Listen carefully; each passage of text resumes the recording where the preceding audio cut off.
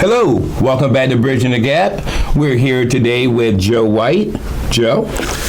Hey, Dave, thank you. Man of many different hats here. You are a businessman. Yes. You're a local producer here with PAC 14. I am. And you're also a candidate for county council. Yes, and I volunteer a lot in the county as well. Well, tell us a little bit more about yourself. Well, I've owned a couple successful businesses and had a great career in the seafood restaurant business. Okay. I still run a seafood wholesale business.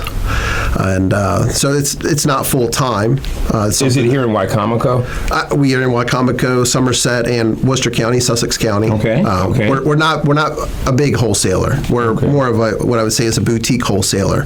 We go out and find the specialty items that the higher end restaurants are looking for, specifically what they want. You know, they give us the specs and we go out and get it.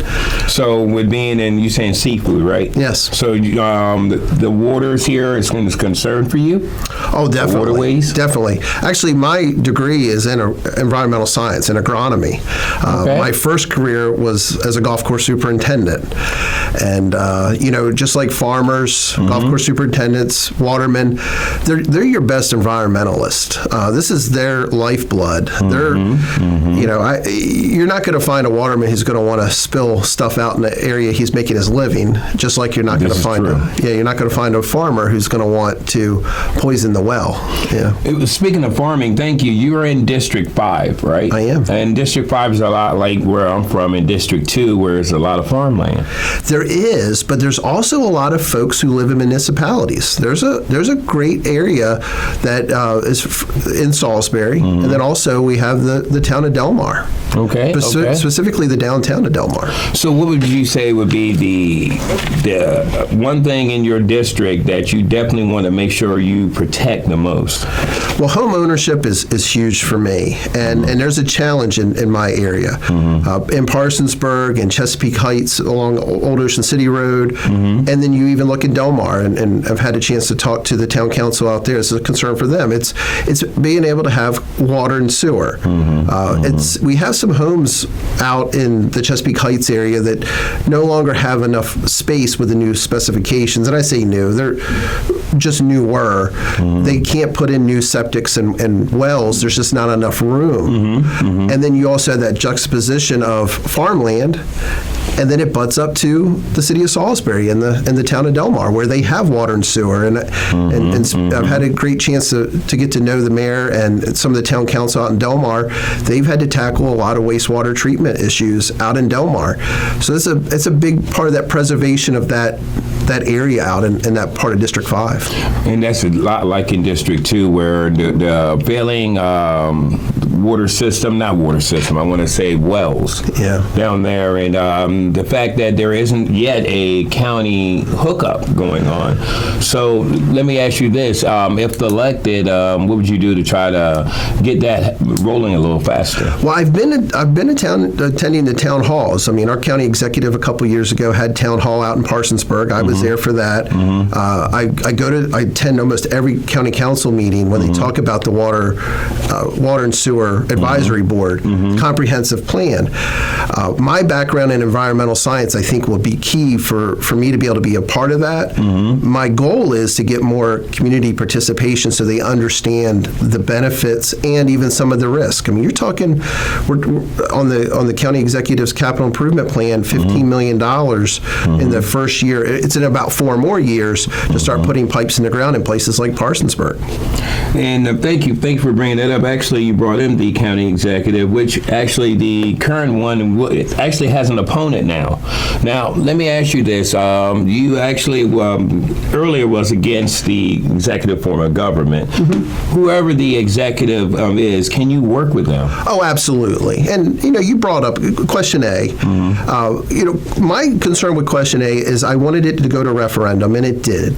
It didn't pass. And since that time, I'm supportive of having an executive form of government. I wanted the folks to have a chance after 20 years to evaluate the situation. The voters spoke. And since that time, I mean, this is what we're going to do. It's been great the last year to see some of the progress that I think the county executive has shown. I liked the fiscal audit a year and a half ago. It came out quite a bit late, and they talked about some of the challenges they had. And then this year, it was a couple weeks late, which you're doing a big audit. You know, you may not be right on time, but it got done early enough to be incorporated into the budget, and I give her a lot of credit for that. The 287G agreement, I've been in favor of having one, and I liked how we had a chance to vet it out. And I was at her press conference a couple Fridays ago, and the way it was rolled out, dealing with some of the fiscal challenges, not having enough staff in the corrections department, streamlining that agreement, that's what I'm looking to see. And so being able to work with the current county executive, and I fully anticipate that she will win re-election, that won't be a problem. Being in business, you're much better off working together than you are working against people.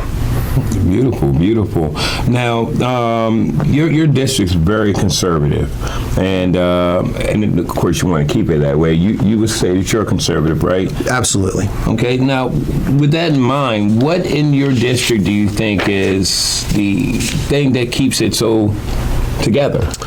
Well, as I spoke before, we have some different areas where you have municipalities butting up next to maybe more suburban type of areas, and then very rural areas. I happen to live on a small 20-acre farm.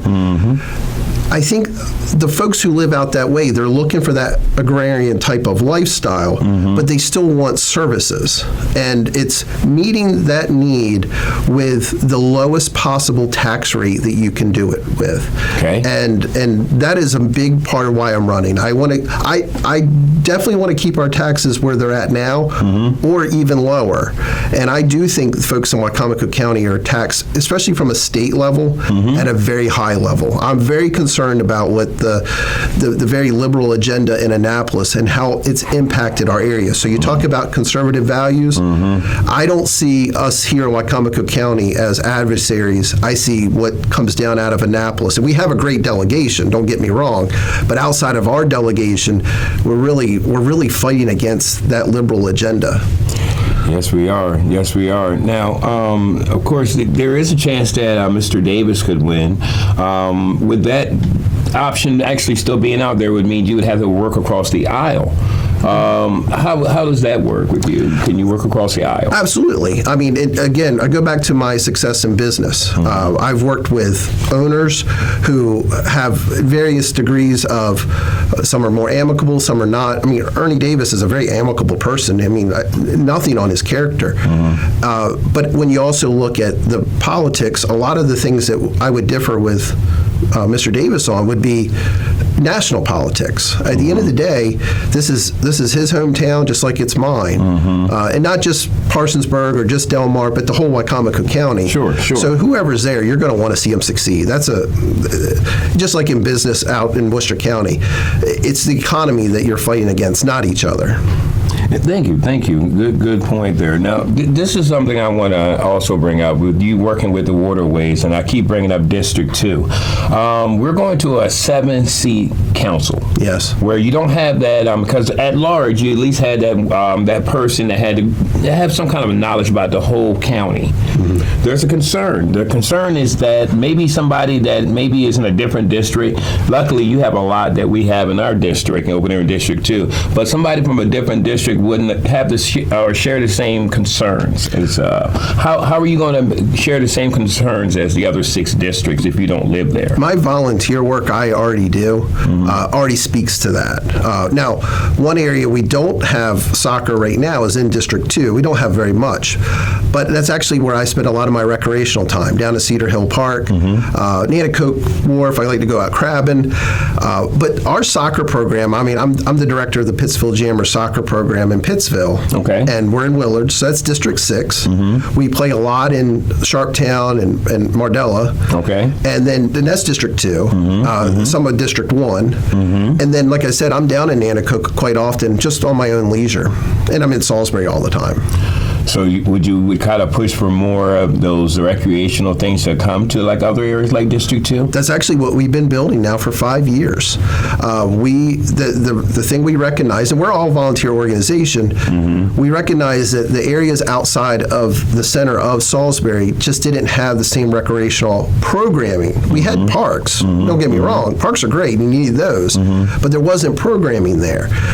We're not competing against Wicomico County Parks and Recreation. I go to their meetings, but where they're able to do so much at Winter Place Park or at Bennett Middle School, which is key, Fruitland area, we're able to go out and Beaver Run, Willards Elementary, West Side Intermediate. I was just at West Side for soccer games Friday night. Okay. So I'm out in those areas. I went to that school. Did you? You could have played on the soccer team there. Well, you didn't want me on the soccer team. Oh, we wouldn't want you. Okay, awesome.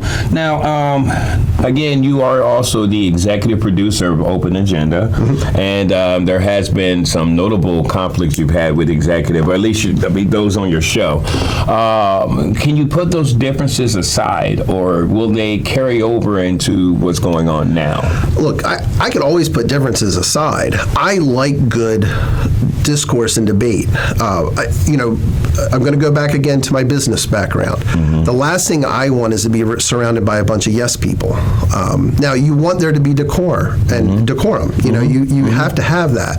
I actually feel like my relationship with the executive has been professional. We don't always agree. Now, the vehicle of Open Agenda has been similar to what you've done with Bridging the Gap, is we've wanted to say, okay, look, there are various ideas out there. Let's go ahead and put them on the table.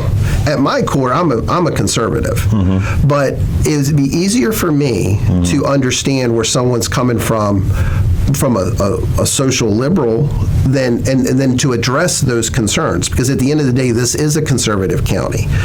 So I want to hear those out, not bow to them. The number one thing is communication when it comes to that.